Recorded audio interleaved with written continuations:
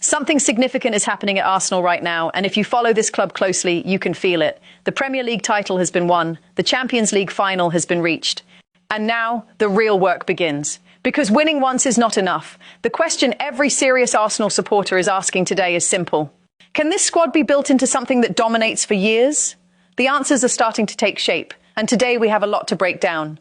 From transfer targets worth £100 million, to players potentially leaving, to legends of this club speaking out about what this moment means, and to Arsenal players preparing to represent their nations at the 2026 World Cup.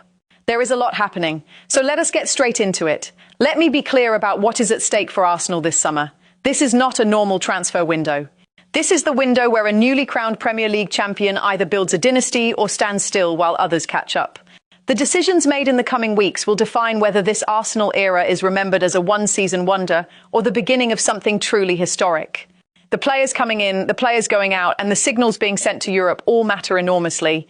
If you want this level of detailed analysis on everything happening at Arsenal, please hit that subscribe button right now.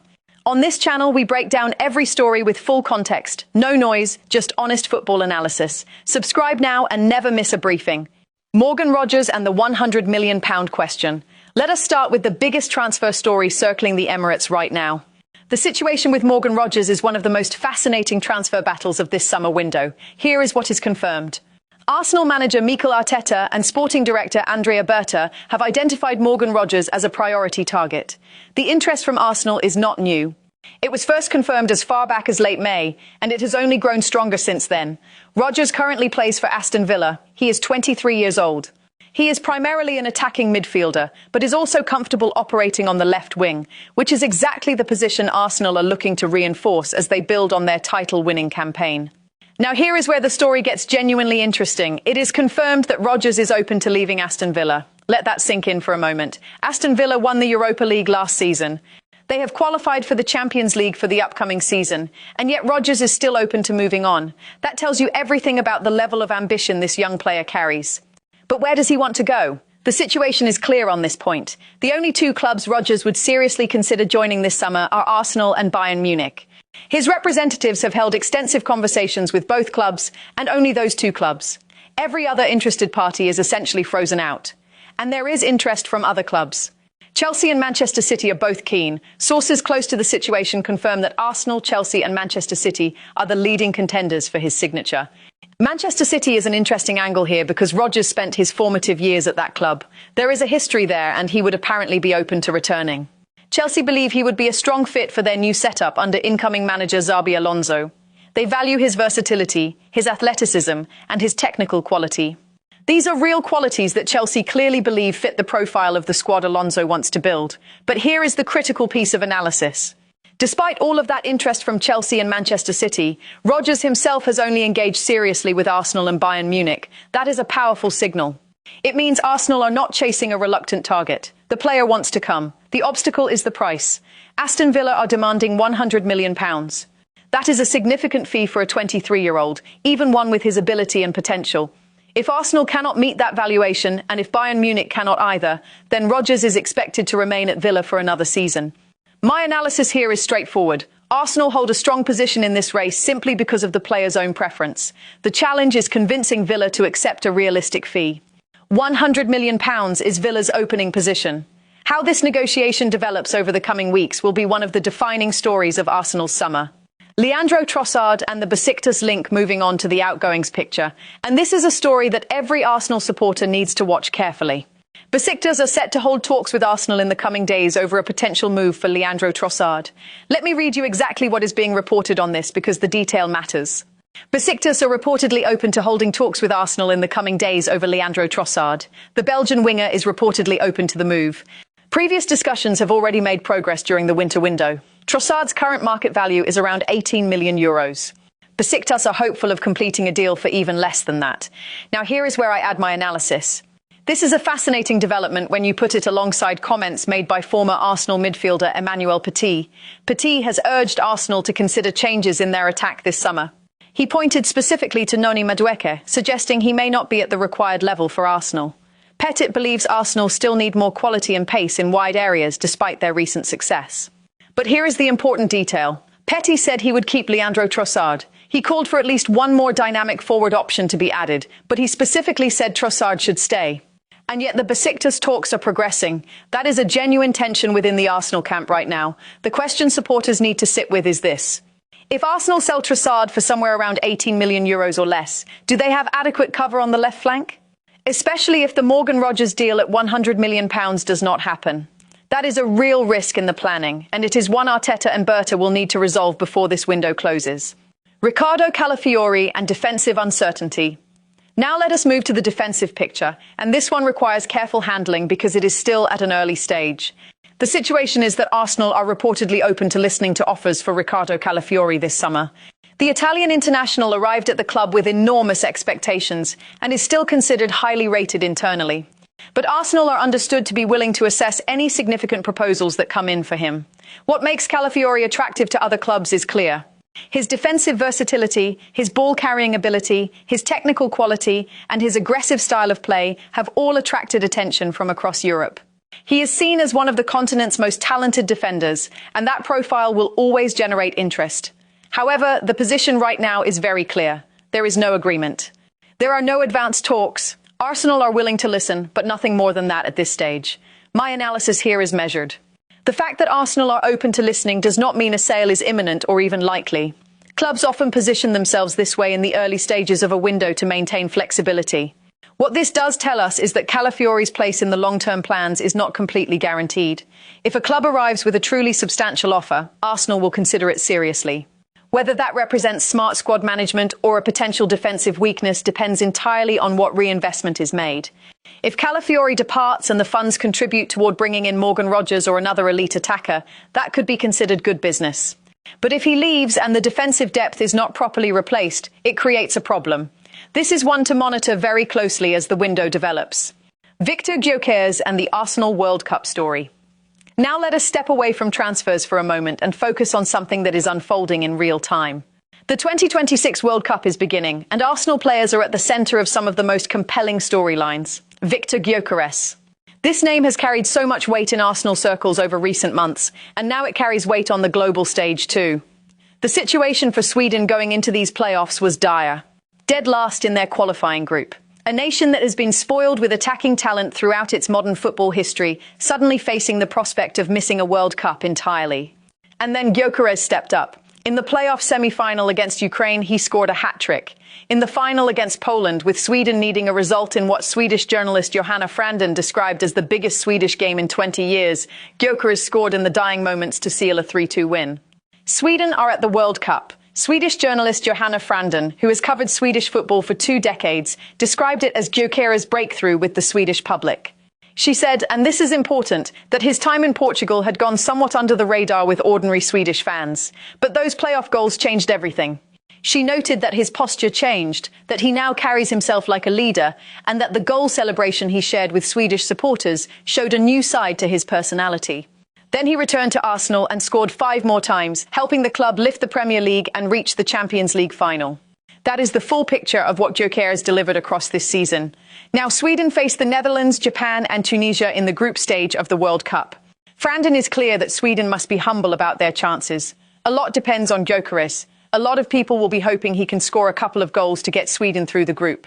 He is identified as the main Swedish player who has had a strong domestic season, and Sweden manager Graham Potter trusts him to make a big impact.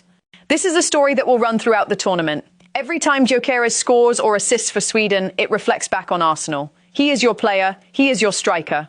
And he is about to be on the biggest stage in world football.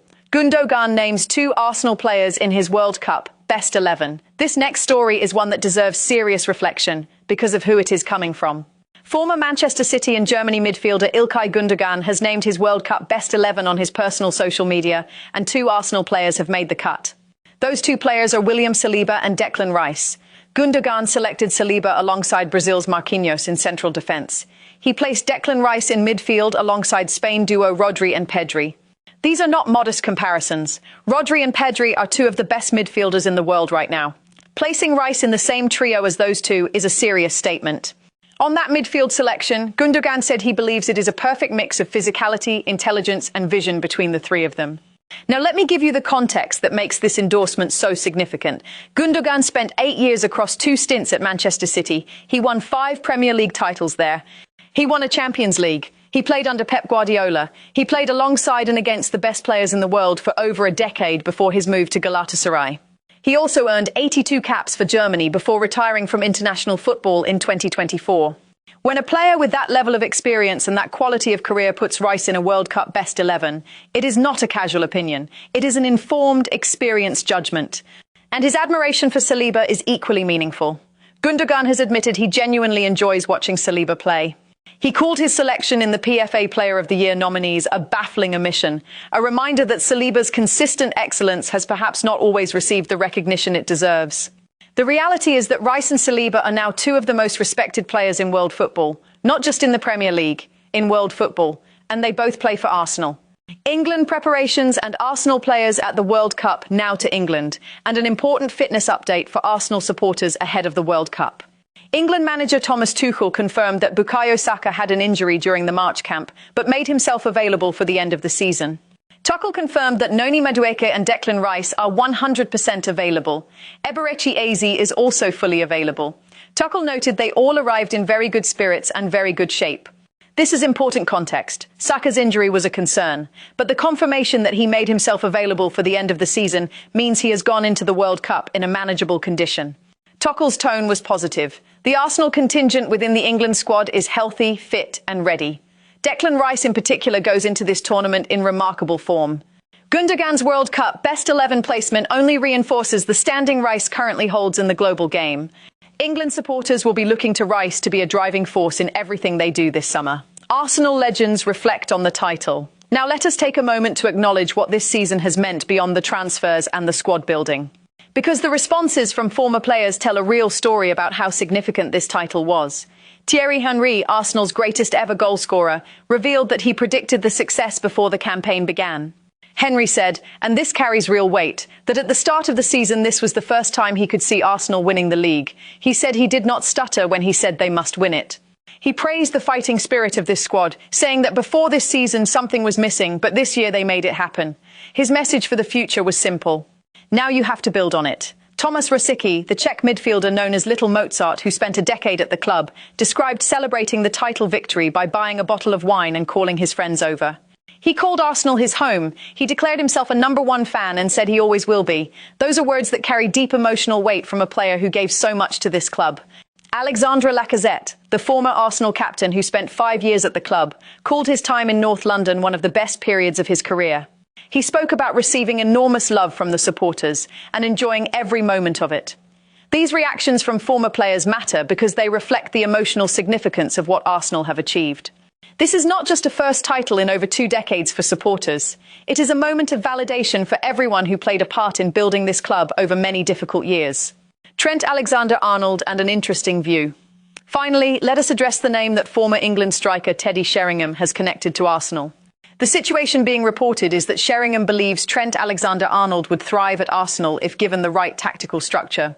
Sheringham argues that Arsenal's disciplined and organised back four could unlock Alexander-Arnold's creative qualities while also improving his defensive contributions.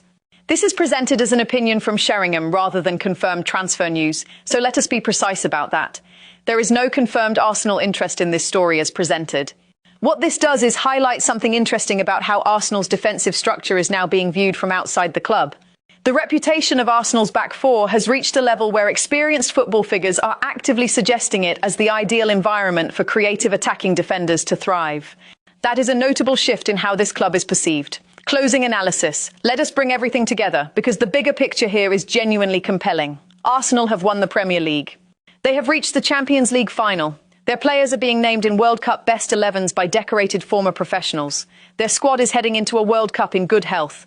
Their legends are celebrating with bottles of wine and calling it the moment they have been waiting for. And simultaneously, the club is navigating a complex summer window. A £100 million target in Morgan Rogers, who wants to come but whose price is steep. A potential departure for Trossard to Besiktas, Calafiori's future uncertain. The attacking department under scrutiny from former players like Emmanuel Petit. The evidence suggests Arsenal are not a club that will stand still. Arteta and Berta have shown consistent ambition in their recruitment strategy, and the intelligence of their approach in the transfer market has been a key part of building this title-winning squad. The decisions they make this summer will determine whether Arsenal defend their title, challenge in Europe again, and begin to build the kind of sustained dominance that Henry is calling for when he says simply, "Now you have to build on it." This is the moment. This is the window. And on this channel, we will cover every development as it happens.